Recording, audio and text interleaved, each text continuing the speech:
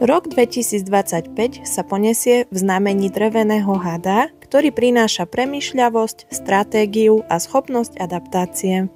Drevo v čínskej astrológii symbolizuje rast, rozvoj a inovácie, čo znamená, že tento rok bude prijať rastu a dlhodobým plánom.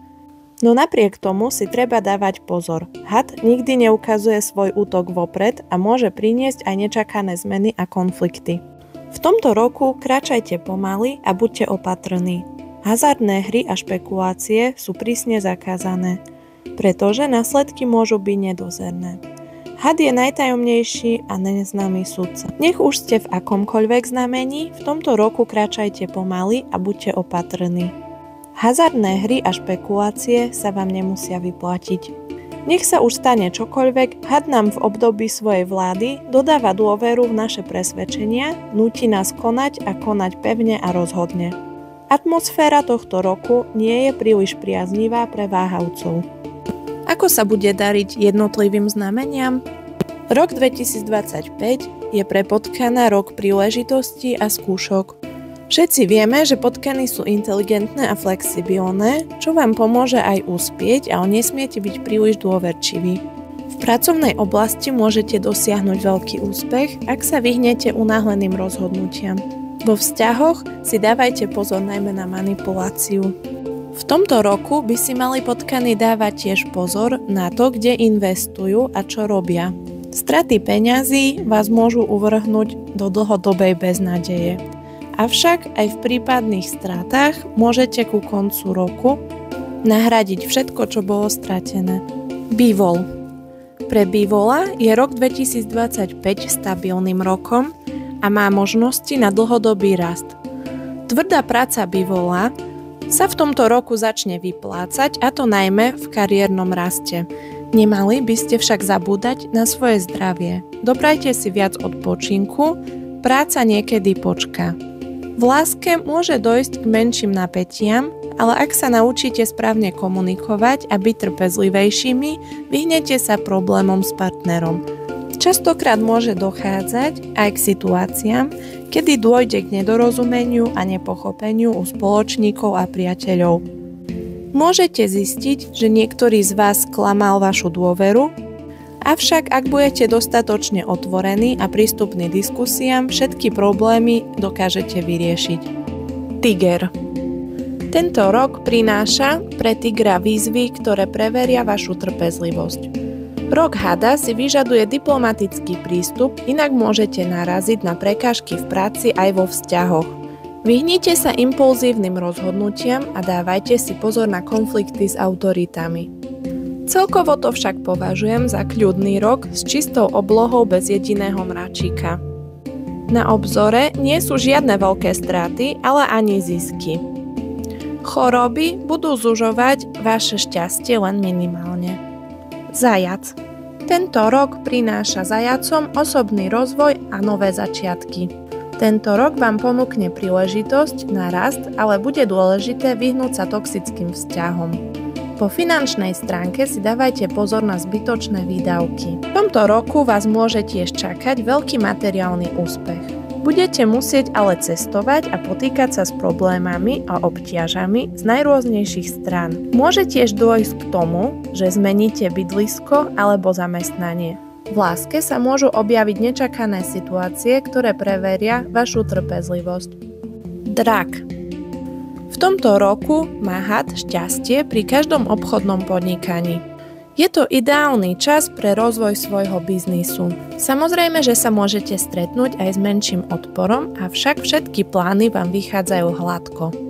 Pravdepodobne zažijete menšie osobné problémy alebo romantické dobrodružstvá, aj napriek tomu, že draci zvyknú romantické záležitosti zanedbávať.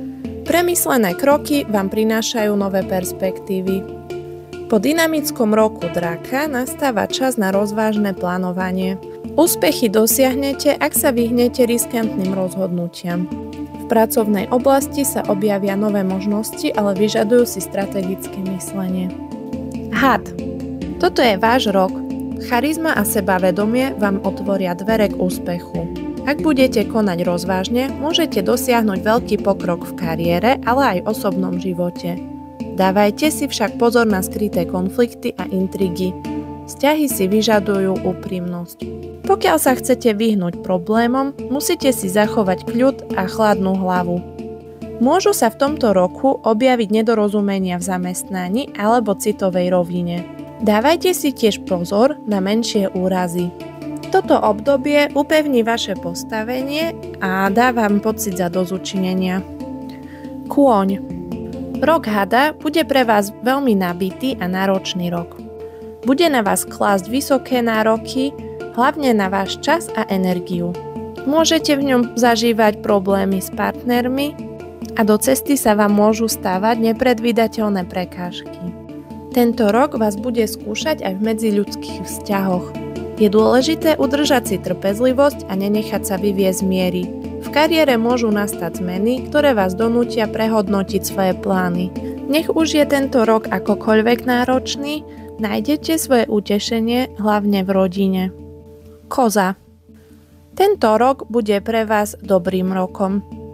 Človek v znamení kozy opäť získava svoje postavenie a popularitu. Budú vám pomáhať noví a vplyvní ľudia, budete veľa cestovať a získavať pevný vedľajší príjem. Dávajte si však pozor na zlé informácie, ktoré vás môžu dočasne brzdiť. Na konci roka sa vám však podarí uskutočniť všetky svoje zámery. Je to rok kreativity a nových možností.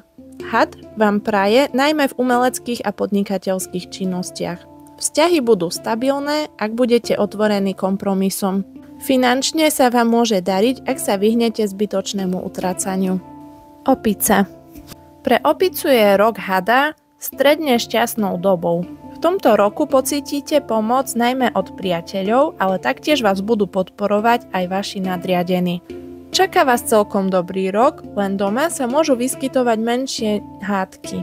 Rok, v ktorom by opica mala najradšej držať jazyk za zubami a vyhnúť sa konfrontáciám za každú cenu. Múdrosť a diplomacia vás dovedú k úspechu. Tento rok bude plný príležitosti, ale len pre tých, ktorí sa naučia trpezlivosti. Vyhnite sa intrigám a nečestným obchodom. Všetko sa vám môže vraz vrátiť späť. Vo vzťahoch buďte úprimní a otvorení. Kohút môže zažiť pracovné úspechy, ale aj napätie v osobnom živote. Had vám prináša stabilitu v kariére, ale môže vyvolať nezhody v rodine a vzťahoch. Buďte trpezliví a vyhýbajte sa zbytočným konfliktom. Vaše zdravie si tento rok bude vyžadovať viac pozornosti. Avšak tak ako bol rok draka, tak je aj rok hada pre vás šťastným rokom. Trochou šťastia si môžete udržať svoje dobré postavenie. Nečakajte však žiadne väčšie príjmy, do značnej časti si budete schopní vyrovnať svoje vysoké výdavky. Mali by ste sa vyhýbať svojou opatrnosťou nečakaným nehodám, ale taktiež zlomyselným ohováraniam. V tomto roku sa kohútom veľmi neodporúča podnikať. Pes. Tento rok prináša výzvy, ktoré preveria vašu odolnosť. Tento rok môže priniesť napätie v pracovnej aj osobnej oblasti. Buďte verní svojim hodnotám a nespoliehajte sa na rýchle riešenia. Trpezlivosť a vytrvalosť vám pomôžu prekonať všetky prekážky. Pes síce bude musieť tento rok tvrdo pracovať, ale jeho úsilie mu prinesie odpovedajúce uznanie a ocenenie. Budete zažívať šťastie v obchodných investíciách a dostanete sa k podpore od tých správnych ľudí. Rok, v ktorom si nemusíte robiť príliš veľké starosti a môžete všetko brať s ľahkosťou. Budete si užívať viac rodinný život. Tento rok by tvrdohlavý pes mal viac počúvať rady ostatných, ktoré mu môžu priniesť úžitok. Prasa. Tento rok vám prináša veľa cestovania, zamestnanosti a najrôznejších špekulácií nad spoločným podnikaním. Čakajú vás aj smutné správy a problémy s ľuďmi opačného pohlavia. Prasa by sa malo v tomto roku vyhýbať prílišnému utrácaniu peňazí a extravagancii. Tento rok pre prasa nie je ľahký, avšak ak si udrží chladnú hlavu, môže nastať finančný rast a nové príležitosti. Tento rok prináša prasaťu možnosť zlepšiť si životnú úroveň, ale bude dôležité byť opatrný v medziľudských vzťahoch. Nepriatelia môžu číhať tam, kde by ste ich nečakali. V láske buďte vždy úprimní a otvorení. Rok dreveného hada prinesie príležitosti pre tých, ktorí budú konať premyslene a strategicky. Impulzívne rozhodnutia sa môžu vypomstiť, preto je dôležité konať s rozvahou. Nebojte sa zmien, ale buďte pripravení na neočakávané situácie. A pamätajte si, že had nikdy neukazuje svoj útok vopred, preto je najlepšie byť vždy o krok vpred.